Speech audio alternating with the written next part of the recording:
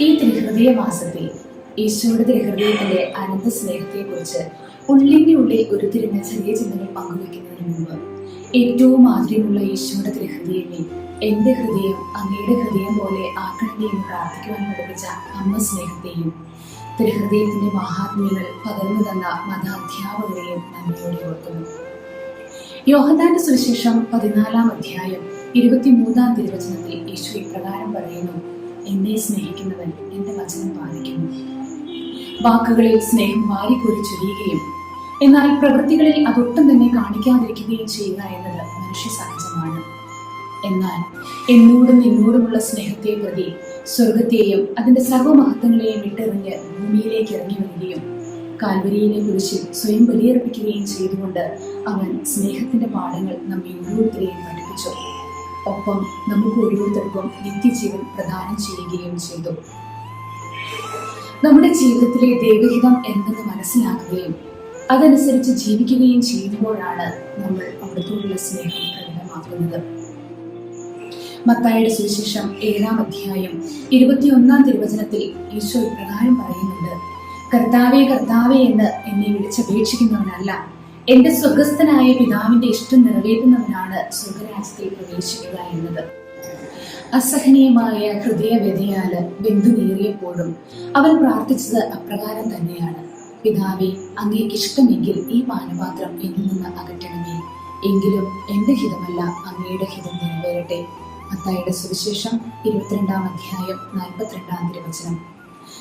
ചിന്തകളിലും വാക്കുകളിലും പ്രവൃത്തികളിലും വിശ്വസ്ത പുലർത്തുന്നവൻ സ്നേഹത്തിന്റെയും അനുസരണത്തിന്റെയും മാതൃകയാണ് നമുക്ക് കാണിച്ചു തരുന്നത്. ദൈവസ്നേഹം പ്രകടമാക്കേണ്ടത് സ്നേഹത്തിൽ അധിഷ്ഠിതമായ അനുസരണത്തിലൂടെയാണെന്ന് പരിശുദ്ധ അമ്മയുടെ ജീവിത മാതൃകയും നമ്മെ ഓർമ്മപ്പെടുത്തുന്നു.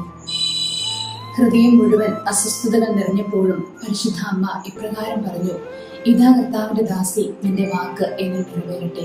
ലൂക്കായുടെ സുവിശേഷം 1-ാം അധ്യായം 38-ാം തിരുവചനം. ദൈവഹിതം നിറവേറട്ടെ എന്ന് പറഞ്ഞപ്പോഴും പരിശുദ്ധ അമ്മ അറിഞ്ഞില്ല തന്റെ ഹൃദയത്തിലൂടെ ഒരു വാൾ തുളച്ചു കയറുമെന്ന്. പ്രിയപുത്രനെ ദേവാലയത്തിൽ കാണാതായപ്പോഴും കാൽവരി യാത്രയിൽ അവന്റെ വേദനയുടെ വഴികളിൽ അവനെ പിന്തുടർന്നപ്പോഴും കുരിശിൻ ചുവട്ടിൽ നിന്നുകൊണ്ട് അവന്റെ വാക്കുകൾ പാലിച്ചുകൊണ്ട് മാനവകുലത്തിന്റെ മുഴുവൻ അമ്മയായപ്പോഴും പരിശുദ്ധമ്മ ഒരിക്കലും ദൈവഹിതത്തെ ചോദ്യം ചെയ്യുകയോ പരാതിപ്പെടുകയോ ചെയ്തില്ല.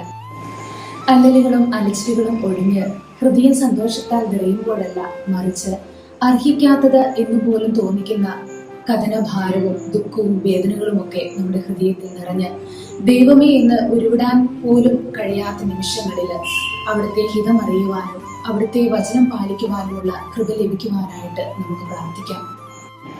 നനവില്ലാത്ത ഓർമ്മകളാണ് എന്റെയും നിന്റെയും ഹൃദയത്തെ ശുഷ്കമാക്കുന്നത്. ആർദ്രമായ ഈശോയുടെ തിരുഹൃദയത്തിൽ എല്ലാറ്റിനും ഉത്തരമുണ്ട്.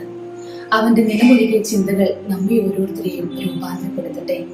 അവന്റെ വാക്കുകൾ പുതിയ ദർശനങ്ങൾ നിറയ്ക്കട്ടെ. അവൻ ഏറ്റെടുക്കട്ടെ നമ്മുടെ ചിന്തകളും ചെയ്തികളുമെല്ലാം.